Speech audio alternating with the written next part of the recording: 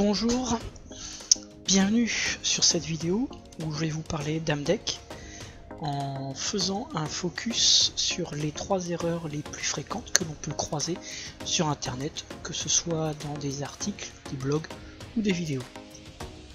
On parlera de criticité, de documents de sortie et on abordera les étapes de réalisation. Dans le premier point, on verra qu'il y a souvent une confusion avec la notion de NPR, c'est-à-dire de niveau de priorisation des risques. Pour ce qui concerne les documents de sortie, on verra qu'il y a en fait 2 données de sortie à l'Amdeck. Et pour finir, pour ce qui concerne les étapes, on verra que le tableau Amdeck est en fait principalement une synthèse et pas forcément une trame, un processus à suivre colonne par colonne.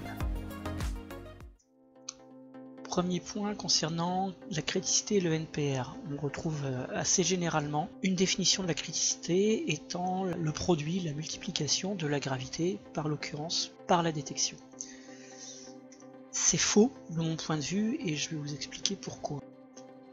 Premier point, la criticité n'est pas un concept spécifique à l'Amdeck. C'est un concept qui est partagé avec d'autres analyses de risque et qui est largement défini comme étant le produit de la gravité par l'occurrence.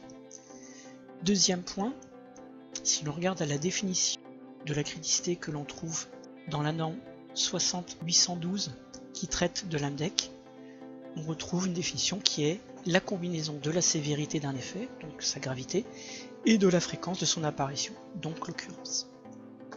On le retrouve aussi généralement représenté sous forme d'un tableau dans lequel on a la gravité et la probabilité qui sont représentées sur les 2 axes, la criticité étant bien le produit de ces 2 éléments. Ensuite, l'ajout de la détection à la criticité est bien un élément clé de l'Amdeck et il est associé à une notion spécifique, à savoir le niveau de priorisation des risques, NPR. Si on regarde un tableau Amdeck classique, on retrouve bien les 3 facteurs que l'on multiplie pour obtenir le fameux NPR. Il est plus pertinent d'associer le produit des 3 critères à un niveau de priorisation des risques, car c'est bien la valeur qui va permettre de prioriser les actions dans la démarche d'amélioration qui va suivre. Abordons les données de sortie maintenant. On retrouve assez souvent une assertion qui associe les données de sortie de l'Amdeck à un seul et unique document. Sans être complètement faux, cette expression masque la dualité des données de sortie de l'Amdeck. On retrouve en effet 2 plans d'action, un qui va être interne au tableau et un deuxième qui sera externe au tableau. Le premier, assez évident, est constitué du plan d'amélioration qui va être issu de l'évaluation initiale des risques et de la réflexion sur les actions supplémentaires à mettre en œuvre. Le deuxième, un peu plus subtil, notamment dans le cadre d'une Amdeck produit pour ma propre expérience, consiste à prendre les éléments de détection issus de l'évaluation initiale, compléter des actions supplémentaires listées dans le plan d'amélioration. On est ainsi en mesure de créer le plan de validation du produit ou du système étudié. Dans le cadre d'une Amdeck Process, on obtiendra le plan de surveillance et dans le cadre d'une Amdeck Machine, on obtiendra le plan de maintenance. On pourrait résumer ce concept comme étant le plan qualité issu de la démarche Amdeck. Concernant les étapes maintenant, on retrouve régulièrement une description simplifiée de la démarche qui se résume à suivre le tableau Amdeck colonne par colonne. Là encore, c'est faux, ou en tout cas pas suffisamment vrai. En effet, il y a en amont des étapes de préparation qui sont importantes. Dans l'ensemble, ces étapes sont tout de même assez rarement oubliées dans les publications et les vidéos. La description de cette étape en amont va parfois même jusqu'à intégrer l'analyse fonctionnelle dans la démarche Amdeck, ce qui est un autre débat. Il y a aussi des étapes en aval qui sont elles plus souvent oubliées et qui consistent à faire vivre le document au cours de la vie du produit, du process ou de la machine.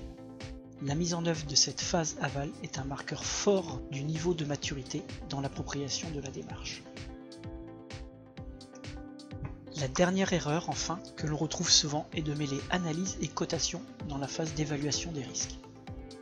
Or, il est important de bien dissocier les deux car elles ne font pas appel au même mode de raisonnement. L'analyse va faire appel au brainstorming, à l'imagination, pour aller chercher ce qui peut mal se passer. La cotation, quant à elle, va faire appel à l'objectivation et à la relativisation.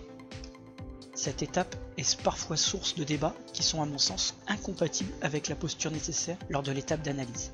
Mélanger les deux est, par expérience, contre-productif et il est donc important de faire toute l'analyse mode de défaillance cause-effet, puis la cotation des différents critères dans un deuxième temps.